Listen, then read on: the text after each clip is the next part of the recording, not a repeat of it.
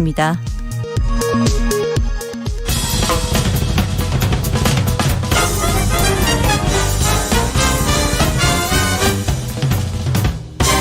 훅 인터뷰. 모두를 위한, 모두를 향한, 모두의 궁금증 훅 인터뷰. 일상 회복으로 가는 길 잠시 멈추게 됐습니다. 정부가 다시 거리두기를 강화했는데요. 내일 모레 토요일부터 적용됩니다. 어떻게 달라지는지 알아보겠습니다. 손영래 보건복지부 중앙사고수습본부 사회전략반장, 안녕하세요. 예, 안녕하십니까.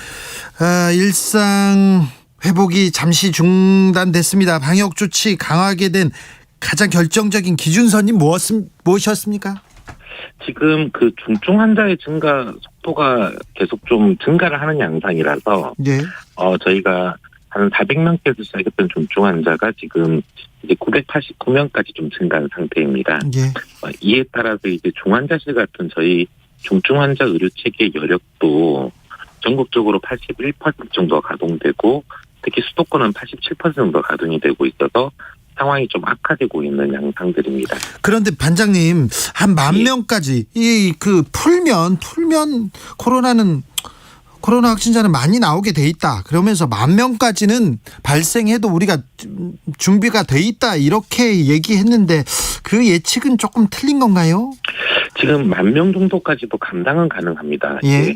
제가 80% 정도가 가동되고 있다 그랬는데, 네. 근데 문제는 지금 계속 상승을 하고 있기 때문에. 10,000명까지는 가능한데 그 이상으로 나오면 그게 걱정이었군요. 예, 현재로 이런 추세로 놔두게 되면 이게 10,000명으로 그치게 될지, 15,000, 20,000까지 갈지, 현재로서는 굉장히 증가할 가능성이 좀 큰 상황입니다. 네. 그래서 개입을 할 거면, 네. 지금 이제 80% 정도 상당히 이 의료 체계 쪽에 한계치 임박해는 지금 상황에서 개입을 해야지, 네.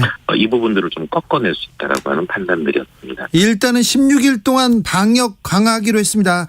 16일 동안 방역 강화하면 증가세 꺾입니까? 지금 증가 속도는 좀 둔화되고 있는 측면이 있어서 아마 이제 저희들이 열심히 하고, 특히 그동안에 또 3차 접종률을 좀 빠르게 올려가면서 병상 여력을 더 확보한다 그러면 현재 좀 중증 환자를 감소시키면서 다시 중환자실 같은 병상 여력들을 회복할 수 있을 거라고 지금 기대하고 있는 중입니다. 자, 토요일부터 이렇게 시행하는데 왜 토요일부터입니까? 금요일부터 아니고요?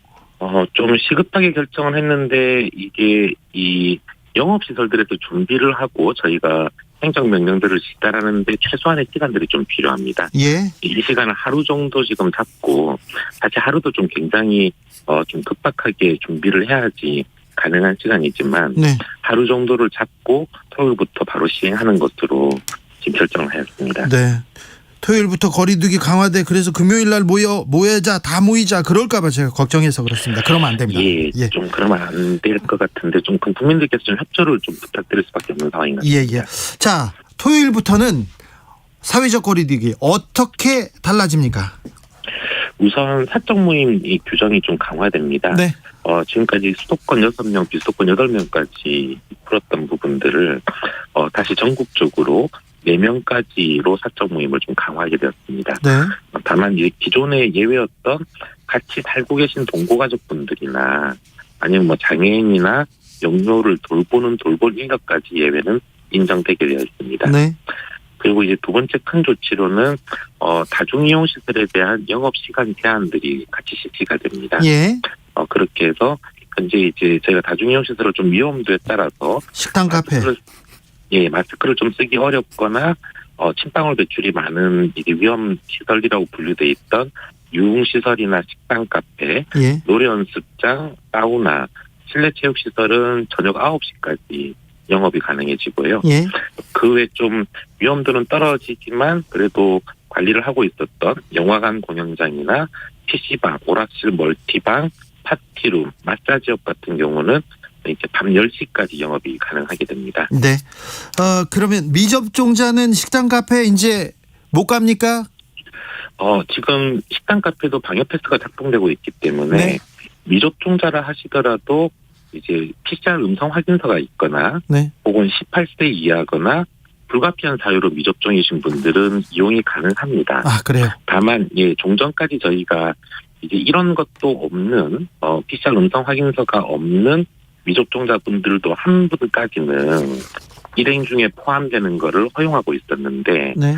이제는 좀 그 위험성이 커졌기 때문에 이런 이 미접종자분들은 아예 홀로 혼자 좀 밥을 드시던지 네. 아니면 포장이나 배달만 하시던지 그렇게 좀 바꾸게 됩니다. 2521님께서 그러면 9시 이후에 배달 포장은 가능한가요? 물어봅니다. 예, 그렇습니다. 네. 배달 포장은 가능합니다. 네. 4716님께서 저희 가족은요 백신 다 맞았어요. 5명인데 어떻게 합니까? 식당에서 식사하는 거 가능할까요?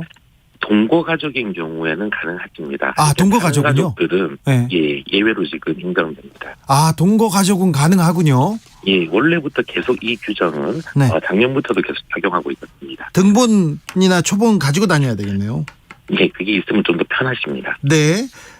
자, 근데 집단 감염 가능할 것이다 이렇게 해서 백신 맞아달라고 했는데 현재 성인이 90% 넘게 백신을 접종했는데 왜 이렇게 안 줄어드나요?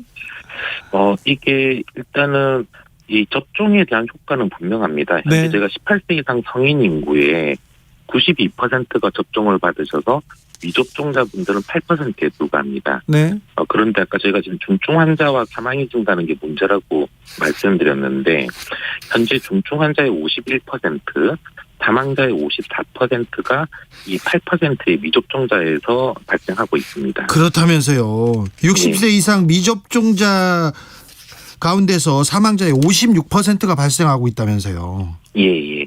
그리고 나머지 이제 접종을 받으신 92% 분들이 전체 중증 환자의 한 49%, 사망자의 46% 정도를 점유하고 있어서 네. 실제 지금 문제는 미접종을 받으신 분들이 많이 감염되면서 여기서 중증 환자가 많이 발생하는 문제 하나와 초기에 접종을 받으셨던 60세 이상 분들의 돌파 감염이 생기면서 효과가 떨어져서. 중증 환자가 발생하는 이게 거의 5대5 정도의 문제를 가지고 있습니다. 예. 아직도 소아청소년 예방주 접종 이건 이익이 클까 손해가 클까 아직도 계산하고 고민하는 분들이 많습니다. 이게 이제 저희가 작년에 이 편입 분석을 했을 때하고 상황이 많이 달라진 게 감염의 위험성 자체가 굉장히 높아졌습니다. 네. 가령 이제 어제하고 그제 이틀간은 매일마다 1,500명 이상의 18세 이하 이 청소년들의 감염들이 발생하고 있는 상황입니다. 네. 그러니까 이렇게 위험도가 높아진 상황에서는 감염될 확률이 계속 올라가고 있기 때문에 네. 현재는 접종을 받는 게 훨씬 이익이 크고 안전하다고 보고 있는 중입니다. 네. 특히 감염 위험도 있지만 네. 이제 본인이 감염되면 이게 치료 격리를 당연히 할 수밖에 없게 되고 예. 또한 학급에서 주변에 친구가 감염될 때도 미접종자의 경우에는 열흘간 격리를 할 수밖에 없게 됩니다. 네. 이런 확률들이 계속 올라가고 있기 때문에 여기에서 또 학습기를 상실하는 간접적인 피해도 예전보다 훨씬 커진 상태입니다. 3차 접종률은 어떻습니까? 3차 접종 좀 속도가 나면 증가세가 억제될까요? 예, 지금 고령층의 3차 접종이 가장 문제인데요. 이 네. 60대 이상 분들이 상반기에 빨리 받으셨기 때문에 대부분 이제 4개월 이상이 경과되고 있는 중입니다. 예. 이 접종률은 상당히 빠르게 올라가고 있어서 예. 현재 이제 한 3, 4일 전만 해도 30%대였는데 오늘 기준으로는 46%까지 올라갔습니다. 예. 실제 이제 이렇게 3차 접종이 계속 빠르게 올라가면 아까 저희가 고령층의 돌파 감염에 의해서 중증 환자나 사망자의 한 반절 정도가 나온다고 말씀드렸는데 네. 이 부분들이 많이 떨어질 거라고 보고 있습니다. 예. 3333님께서 지방에서 숙박업을 하는데요.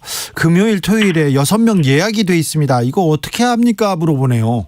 예, 지금 사적 모임 규제가 4명으로 지금 제한이 됐기 때문에 이제 6명이 인간이 안 되게 되는 상황입니다. 예. 안 되네요. 토요일 0시부터 시행된다 이렇게 봐야죠? 예, 그렇습니다. 네, 좀 죄송한데 토요일 날 0시부터 6명 안 된답니다. 네, 그러니까 좀 어렵겠습니다.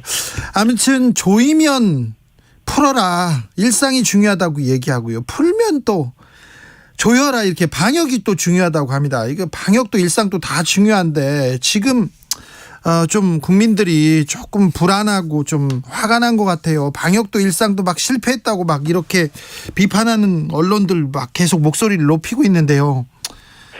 예, 지금 일상 회복의 길을 저희가 포기할 수는 없습니다. 예. 이제 코로나와 함께 살아가기 위해서는 계속 일상회복을 시도해야 될 거라고 판단하고 있고, 예. 이건 앞으로도 계속 추진을 해야 된다고 보고 있습니다. 네. 다만 지금 상황이 좀 안 좋기 때문에 다시 좀 상황을 안정하기 위해서 잠시 좀 멈추는 네.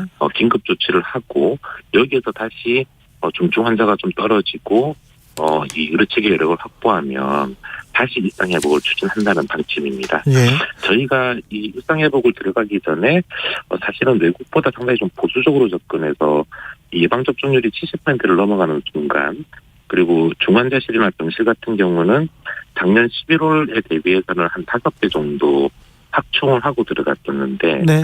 다만 지금 예측했던 것보다는 이 고령층의 돌파감이 좀 많고, 네. 특히 이 유행 속도가 빨라지면서 미접종자 중증 환자 발생도 상당히 높아서 이 부분들을 저희가 이번 2주간 좀 거리두기를 통해서 확산을 차단하고, 이 고령층의 3차 접종률을 빠르게 올리고 이 미접종자들을 좀 철저히 보호한다면 분명히 다시 좀 일상회복을 할 수 있는 시기로 네. 돌릴 수 있을 거라고 판단하고 있습니다. 네, 우리 상황이 안 좋긴 하지만 또 세계로 눈을 돌려보면 미국, 영국, 프랑스 다른 나라들도 다 어려움을 겪고 있더라고요.